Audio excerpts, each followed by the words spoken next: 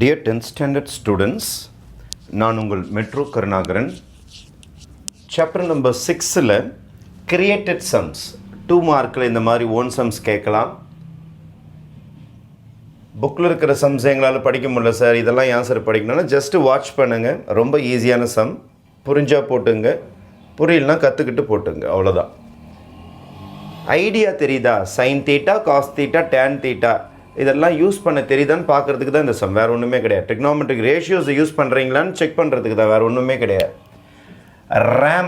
Ramp என்றால் இப்படி சாய்வாக போட்டிருப்போம் பாருங்கள், வண்டிலாம் ஏற்றுறதுக்காக வீட்டில் போட்டிருப்பாங்க, அந்த பேர் தான் ரேம்ப்புன்னு சொல்கிறது. Ramp for unloading a moving truck. ஒரு ட்ரக் இருக்குது, அங்கே ட்ரக்கிலேருந்து இறக்கிறதுக்காக லாரி மேலே ஒரு பலகை மாதிரி வச்சு, அது பேர் தான் ramp. as an angle of elevation of 30 degree. angle of elevationனா இதுதான் 30 degree. இதுதான் ரேம்ப்பு. இந்த ரேம்ப் வந்து சாஞ்சி இருக்குது தரையோட 30 degree. if the top of the ramp is 0.9 meters above the ground, groundல இருந்து டாப்னா இதுதான் 0.9 meters. 0.9 meters. find the length of the ramp. ரேம்போட length கேட்டிருக்காங்க. let us keep AB as the ramp. இதை சீன் வச்சுக்கிறேன். அப்போது நம்ம சம்மில் நோட்ஸ்னா let AB be ramp. AB வந்து ramp. சம் ஸ்டார்ட் பண்ணிடலாமா? they are asking us to find the length of AB. இது ரைட் ஆங்கிள் ட்ரையாங்கிள் மாதிரி தான் இருக்கும், ஏன்னா ரேம்ப் இப்படி இருக்கும், தரைக்கு பர்பண்டிகுலர் டிஸ்டன்ஸ் தான் அது 0.9. Top of the ramp above the ground, தரையிலேருந்து இதான் கிரவுண்ட், இதான் நம்மளுக்கு ground.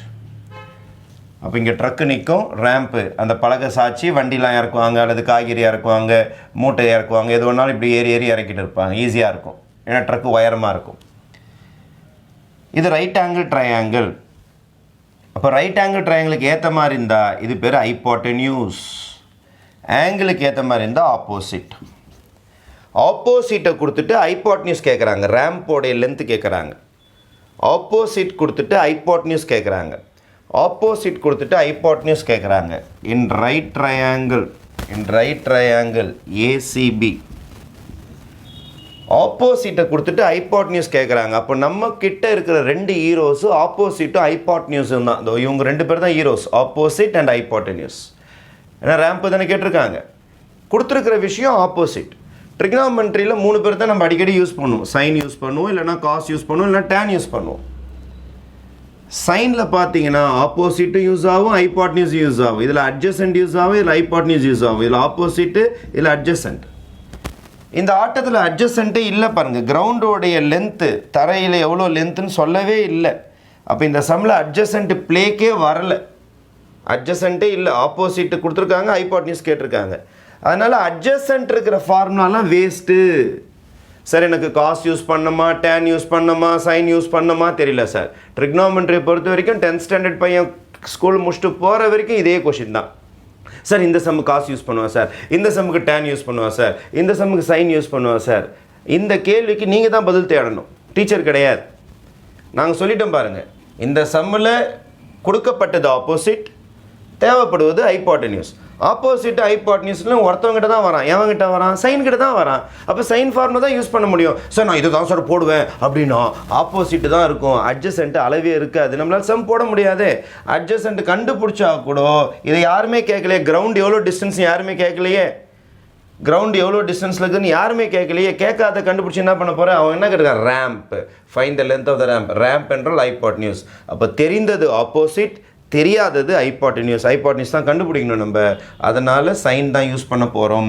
Sign theta is equal to opposite by hypotenuse. Theta என்றால் அவங்களே கொடுத்துட்டாங்க, ஆங்கிள் ஆஃப் எலிவேஷன் 30 டிகிரி. ஆப்போசிட்டோட மெஷர்மெண்ட் இருக்குது என்கிட்ட 0.9 பை ஹைப்போட்டென்யூஸ் தான் ஏபி. சைன் 30 டிகிரின்னா அரை, 1/2 0.9 by AB. Cross multiply 1 into AB becomes AB, 1 into AB becomes AB, 1 into AB becomes AB. 0.9 into 2, 0.9 into 2. So AB is equal to 0.9 into 2 என்ன வரும்னா 1.8 meters. அப்போ length of the ramp ரேம்போட length தான் கேட்டிருக்காங்க. Length of the ramp is equal to 1.8 metres. ஏன்னா ஒரு decimal தள்ளி புள்ளி இருக்குது, அதனால் நீங்கள் ஆன்சர்லேயும் ஒரு நம்பர் தள்ளி புள்ளி வைக்கணும். 1.8 meters is your final answer for this problem. Okay, thank you.